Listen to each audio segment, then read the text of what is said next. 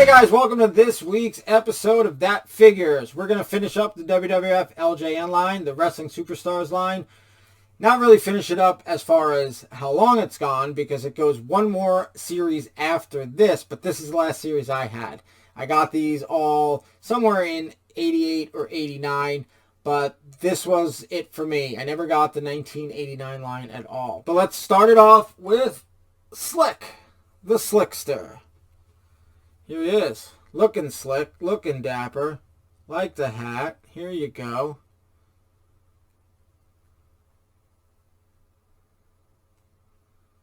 So there's Slick.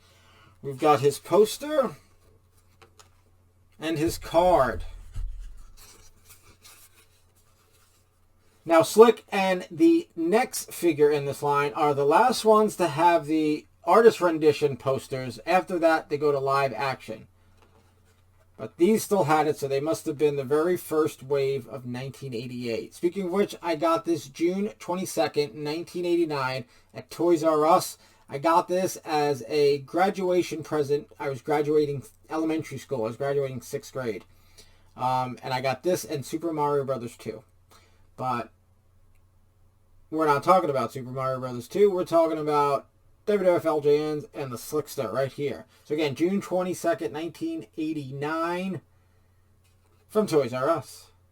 And now we'll move on to the last figure that had a artist rendition poster. Let's get him right now. And that would be Ken Patera. Here he is. I got him December 24th, 1988. Not the 25th. I got him on Christmas Eve because it was customary in my house that we were able to open one present on Christmas Eve. And I knew I got a bunch of LJNs. You could just tell by the wrapping, because these were presents from my parents, not from Santa. So these were under the tree already, and I could tell that they were LJNs just by the shape. So I just grabbed one and picked, and it was Ken Patera. So technically, I got him on December 24th, 1988. And here is his card and his poster. And again, the last of the artist rendition posters. Here you go, Ken Patera. All right, moving right along. I got Ken Patera on December 24th, 1988. The very next morning, on December 25th, 1988, I got these next three figures. Let's start with the one-man gang. Christmas morning, 1988, and I'm opening this guy. One-man gang. Here's his card. Here's his poster, and yep, we're going into the live action shots. And just like everybody else's one-man gang, his nose, the paint's come off, it's on his cheeks, everywhere. It's on his wrists, his arms, everywhere. There you go. One-man gang. All right. Also that Christmas morning, I got Hacksaw Jim Duggan with 2x4. Again, this is real 2x4. Well, I mean, it's not a real 2x4. It's a piece of plastic. But it's the one that came with him because I have all my original accessories because I've kept them pretty good. So December 25th, 1988, I got Hacksaw Jim Duggan. Here is the card, and here is the poster. Ho! Okay, and one last figure I got Christmas Day, 1988, and that would be the $1 Million Man, Ted DiBiase. Again, he's also beat up somewhat like the gang. The old figures were always based in flesh color. The rubber was made of flesh color, and then they painted everything on.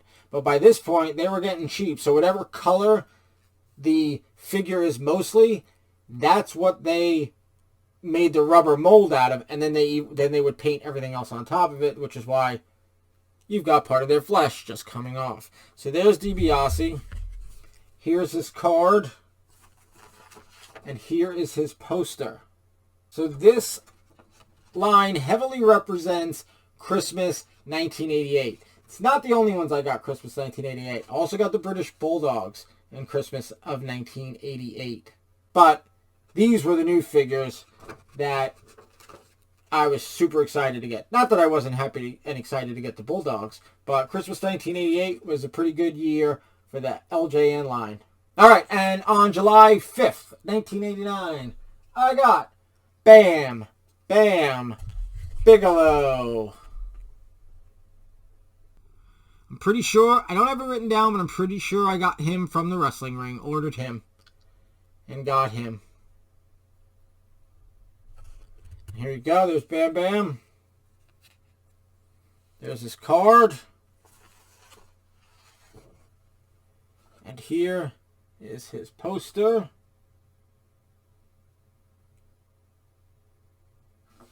There you go. Bam Bam Bigelow. Alright, we're getting down to the end. Let's go to Rick Martel, who I got on July 22nd, 1989.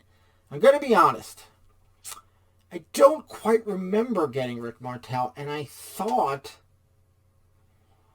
I got him from a friend. But I have everything, the poster and the card, which is not to say that I didn't get him from a friend, because they may have kept it and given it to me.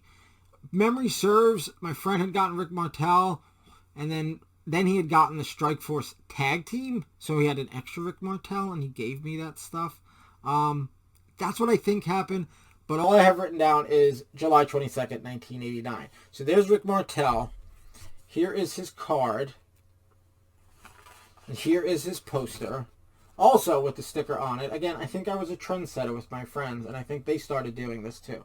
So here is Rick Martel. Interestingly enough, and I don't know why, but I've also got the Strikeforce card and poster. Now, I don't have the white trunk Tito Santana, but I do have the posters for it. So here is the Strikeforce poster. And I don't know who I got this off of, because I know I didn't buy it. And the Strikeforce card. So there you go. I've only got Rick Martel. I mean, I have Tito Santana, but in the purple trunk. And that's Rick and the Strikeforce stuff. Okay, moving on to the last two figures. One of which I've got my poster and card for, and one of which I do not. I don't know why, and I'm pretty sure I had them, but I don't know where they are. And I don't have written down when I got them, but I looked back through my wrestling cards, my wrestling events, and they both debuted at an event on December 25th, 1989. So although there are 88 figures, I believe I did not get them until Christmas of 89, and probably would have been the last, definitely Christmas LJNs I've ever got, and probably the last two LJNs I ever got. And I'll show you the one without the card first, or poster, and that is Axe. And I don't think I got him from somebody. I'm almost positive I got him brand new. And like I said, his debut match was on a card on December 25th. And I would always do that. Whenever I got someone, it was like, all right, let's make an event tonight, because I got to get my new guys in there. So there's Axe. Again, I don't have the card. I don't have the poster. I don't know why.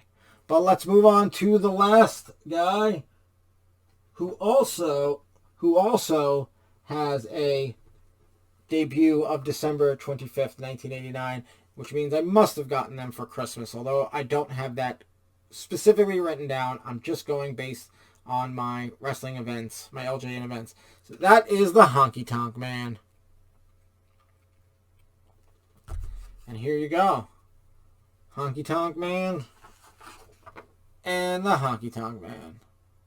Poster, card, and figure. So that will wrap it up for the WWF LJN Wrestling Superstars. One of these days, I hope to get the 89 line, and I'm missing short-haired Andre, and I think that's it. I'm not going to go too crazy with variants. Bearded Kirshner, stubble Kirshner, purple skirt Elizabeth. I got major variants like SD Jones, red and Hawaiian shirt. I'm not going for Greg Valentine belly button, non-belly button. It gets a little weird after a while. But I would like to get at least one of every figure, including the Andre short-haired, obviously the Andre with the black strap, and any other of the 89 line. but I don't have them right now. So that's it for me with the LJNs. Next week, we'll do something different. We'll get into a new action figure line, but it was nice to go through these with you. Again, please tell me anything that you have memory-wise, figures, who were your champs, who were the ones you most played with, anything, where you got them, who got them for you, which Christmas you got them for, anything like that. Just let me know. I'd love to hear it in the comments, to share those kind of memories with each other. But that's it for the LJN for right now. I'm sure we'll review them again at another time. So until next week, have a good one.